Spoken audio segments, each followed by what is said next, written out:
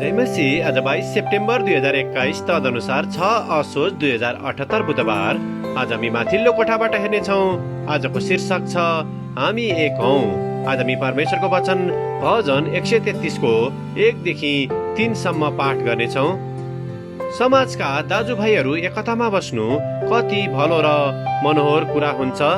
यो त शिरमा लगाइएको मूल्यवान तेल जस्तो हुन्छ, जो हारूनको दारीसम्म बगिआउँछ, जो तिनका पोसाकको कठालोसम्म बगेर जान्छ। त्यो हर्मोन डाँडाको शीत सियोन पर्वतमा परे जस्तै हुन्छ, किनकि त्यहाँ परमप्रभुले सदाकाल जीवनको आशिष खन्याउनुहुन्छ। आमेन। 133 को 1 लाई लेखक यहाँ जोड दिनुहुन्छ। दाजुभाइहरू एकतामा बस्नु कति भलो र मनोहर कुरा हुन्छ। आमेन। लेखक आफ्नो अनुभव र विचारलाई यहाँ यसरी प्रस्तुत गर्नुहुन्छ। पहिलो पटक आफ्नो देशभन्दा बाहिर बस्दा मैले विभिन्न सम्प्रदायका मण्डलीहरूमा सहभागी हुने मौका पाएको थिएँ। त्यहाँ मैले महिनौसम्म उनीहरूको प्रेम भोज र पुराना भजनहरूमा सहभागी हुँदै रमाइलोसँग समय बिताउन सकेको थिएँ। त्यसपछि जब म आफ्नो स्थानीय मण्डलीमा फर्केँ, तब म पुनः नयाँ र आधुनिक भजनहरूको सेवामा सहभागी भएँ। मैले भ्रमण गरेका ती पुराना सम्प्रदायका मण्डलीहरूमा वचनको भाग निकै शान्त हुने गर्दथ्यो र त्यसलाई एउटा सामान्य प्रार्थनाद्वारा अन्त्य गरिन्थ्यो।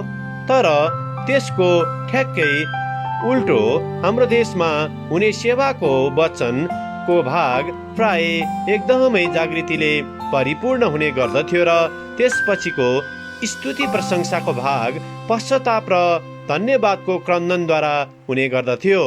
यद्यपि उक्त दुवै किसिमको मण्डलीको वातावरणमा मलाई कुनै किसिमको असहजता महसुस भएको थिएन।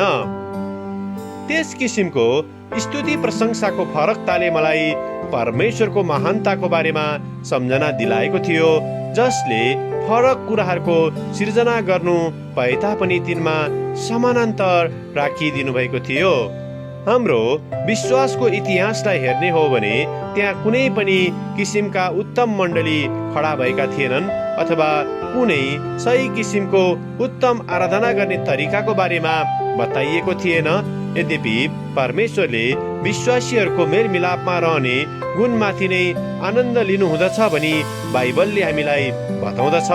साथै परमेश्वरको प्रेमको खातिर संसारमा गवाही हुनको निम्ति, ताकि हामी विश्वासीहरू जहाँ गएर सेवा संगति गरे तापनि हामी एउटै हृदयको हुन सकौं। आमेन। आजको विचार, जब म अरूहरूसँग एकतामा रहँदछु तब मैले परमेश्वरको महिमा गरिरहेको हुँदछु। प्रार्थना। प्यारो परमेश्वर, तपाईको मण्डलीको एकतामा हामी सहभागी हुन सकौं र एक अर्कासँग शान्तिमा रहन सकौं। येशूको नाउँमा आमेन। आजको लेखक रोबर्टो फर्नान्डेज एकोस्टा, क्युबा। आजको प्रार्थनाको विषय, मण्डलीको विविधताको निम्ति धन्यवादी हुन।